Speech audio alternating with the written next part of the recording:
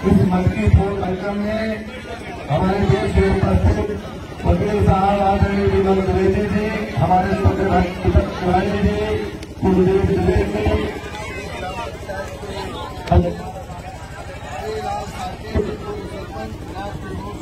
हमारे साथ आए हुए राजीव जी, हमारे मंडलों के अध्यक्ष अमर कुशवाहा जी, जो हमारी किसान कांग्रेस के अध्यक्ष हैं, आदरणीय दादा सीताराम जी, इधर सभी बैठी हुई हमारी सभी लाइनें जो तिथि और भाई राम फूल साकेत जी, जो हमारे पुराने साथी हैं, भाई चरैया के सभी हमारे परिवार के लोग हैं। लेना थोड़ा सा समय सरैया के सभी हमारी माताएं बहन, हमारे नौजवान साथीगण एवं सभी हमारे परिवार के लोग, और जिसकी वजह से हम सब यहाँ पर एकत्रित हुए, खास करके भगवान श्री कृष्ण उनके सभी ग्वाल बाल और सभी साथीगण और संतोष साकेत जी जिस कार्यक्रम के आयोजक, संतोष जायसवाल जी जो इस कार्यक्रम के विशेष आयोजक हैं। इस कार्यक्रम के इस भारी बारिश में जो आप सबने इस कार्यक्रम को आयोजित किया, इसके लिए मैं आयोजक सभी संतोष जायसवाल जी उनके समस्त साथियों को बहुत बहुत धन्यवाद एवं बधाई देना चाहता हूँ। बातें करने के लिए बहुत है, लेकिन आज जन्माष्टमी का दिन है और जन्माष्टमी के दिन सिर्फ त्योहार की बात है। आज मैं श्री जन्माष्टमी की आप सबको बहुत बहुत बधाई देना चाहता हूँ और बधाई इसलिए देना चाहता हूँ, एक तो भगवान श्री कृष्ण का संघर्षमय जीवन जिस दिन से पैदा हुए उसी दिन से उनको संघर्ष रहा। संघर्ष कैसा रहा? जैसे ही पैदा हुए, एक तो काल कोठरी में पैदा हुए और कितना बड़ा पहरा था, उस पहरे से कैसे निकले और इस भारी यमुना में निकल करके कैसे गोकुल पहुंचे थे। भाई शंकर के सवाल भी बोल रहे थे कि कल हमने बड़ा संघर्ष किया। कैसा संघर्ष किया? बड़ा प्रचार प्रसार किया, पानी बरसते हुए, और आज बरसते हुए कार्यक्रम समाप्त हो रहा है। अरे भाई, मैं बताना चाहता हूँ, आपको समझना चाहिए कि भगवान श्री कृष्ण जब पैदा हुए यमुना से निकले हुए थे, तो बारिश लोगों को क्या था? आज इस जन्माष्टमी के दिन हम सबको भगवान श्री कृष्ण के आदर्श और भगवान श्री कृष्ण के संघर्ष को याद करना चाहिए और ध्यान रखना चाहिए कि कितना भी संकट क्यों न आ जाए, लेकिन हमें पीछे हटने की जरूरत ये ध्यान रखने की जरूरत है। और मैं आप सबको बताना चाहता हूँ कि मैं भी 28 साल से एक परिवार की तरह इस मऊगंज में आपके साथ एक भाई बनकर के, एक परिवार का सदस्य बनकर के मैं अनवरत चल रहा हूँ। और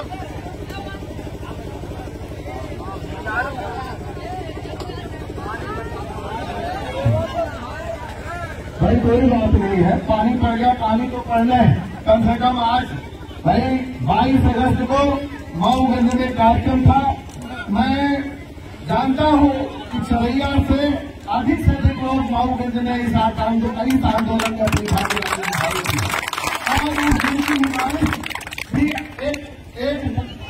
उस दिन की बारिश भी आपकी परीक्षा लिया, लेकिन आप पीछे नहीं हटे थे।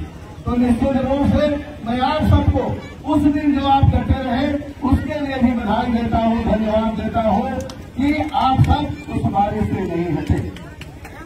निश्चित रूप से आज भाषण देने का ज्यादा समय नहीं। संतोष भाई ने बहुत सारी बातों में बात कही, वकील साहब ने भी अपनी बात कही, लेकिन मैं आप सबको आश्वस्त करना चाहता हूँ कि मैं जैसा बोल रहा था कि 28 सालों से आपके बीच में एक परिवार की तरह, परिवार के सदस्य की तरह हो और आने वाले समय में भी आपके परिवार की तरह ही रहूंगा, ये भी मैं आपको बताना चाहता हूँ।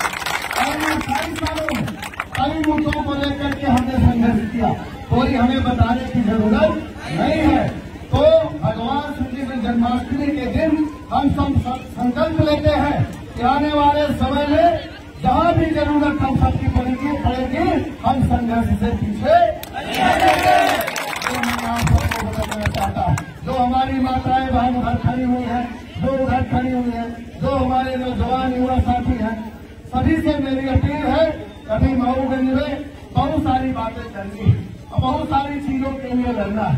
अभी रोहित पटेल बोल रहे थे कि जब 2 साल कोरोना काल रहा तो पूर्व विधायक जी ने बड़ा मदद किया लोगों को।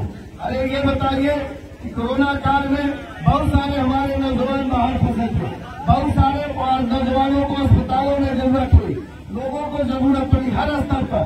मैं परिवार का हूँ, मेरी नैतिक जिम्मेदारी थी, अगर बाहर जितने लोग फंसे थे उनकी मदद के लिए अगर मैं नहीं आता तो कौन आएगा, कोई बताने की जरूरत। हमने पूरा प्रयास किया उस कोरोना काल में जितना भी मुझसे बन पड़ा।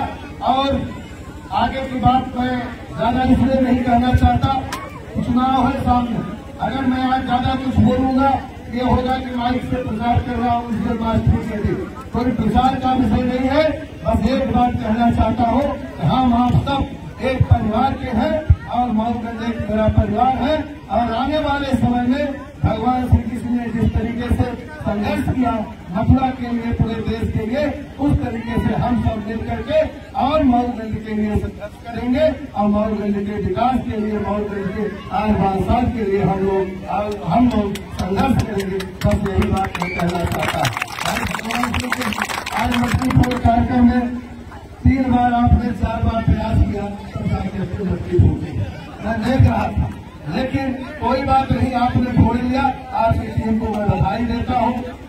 साथ ही एक बात इस मंच के माध्यम से मैं कहना चाहता हूँ, हमारे राष्ट्रीय नेता राहुल गांधी जी पिछले जन्माष्टमी के दिन, आज इसी तारीख के दिन कन्याकुमारी से लेकर के और कश्मीर तक की 3700 किलोमीटर की पदयात्रा का शुभारंभ कन्याकुमारी में किया था और वह यात्रा कश्मीर में समाप्त हुई। और मैं आप सबको इस मंच के माध्यम से उनको भी धन्यवाद देता हूं कि जिस तरीके से भारत की स्थिति चल रही है, भारत में चाहे युवा बेरोजगारी की बात हो, चाहे महंगाई की बात हो और चाहे अन्य मुद्दे हो, जैसा कि अभी संतोष जायसवाल ने अपने बातों में कहे कि प्रधानमंत्री मोदी जी इस समय न सुनने के लिए तैयार नहीं है, ये स्पष्ट नहीं कर पाए।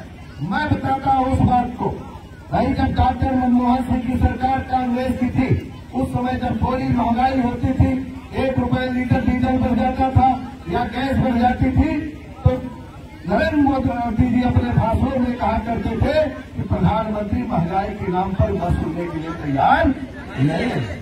लेकिन आज महंगाई की क्या स्थिति है हमें बताने की जरूरत नहीं है। लगातार छुट्टियां बनाया जा रहा है कि आज गैस घटेगी तो आज गैस बढ़ेगी तो आज क्या होगा, महंगाई की क्या हालत। दूसरी बात जिस मुद्दे पर इन्होंने बोलना चाहा, मणिपुर में महिलाओं के साथ, खास करके आदिवासी महिलाओं के साथ कौन सा अत्याचार हुआ बताने की जरूरत नहीं है। मणिपुर में महिला आदिवासियों को नंगा घुमाया गया, जिस तरीके से द्रौपदी का चरण महाभारत काल में हुआ था, भगवान श्री कृष्ण पहुंचे थे और द्रौपदी की रक्षा किए थे, उसी तरीके से मणिपुर में जब आदिवासी महिलाओं को घुमाया गया तो हमारे नेता आदरणीय राहुल गांधी जी अगर मणिपुर नहीं गए होते तो हमारी स्थिति सामान्य नहीं होती। मैं बताना चाहता हूँ, तो जब राहुल गांधी जी जब वहां गए तो मैं ये कहना चाहता हूँ कि प्रधानमंत्री नरेंद्र मोदी न महंगाई पर बोलने के लिए तैयार है और न मणिपुर सुनने के लिए तैयार है। तो मेरा ये कहना, जो मनमोहन सिंह कहते थे कि मत सुनने के लिए तैयार है, और वो न मणिपुर का नाम ले रहे हैं और न महंगाई का नाम ले रहे हैं, ये संतोष जायसवाल जी कहना चाहते थे।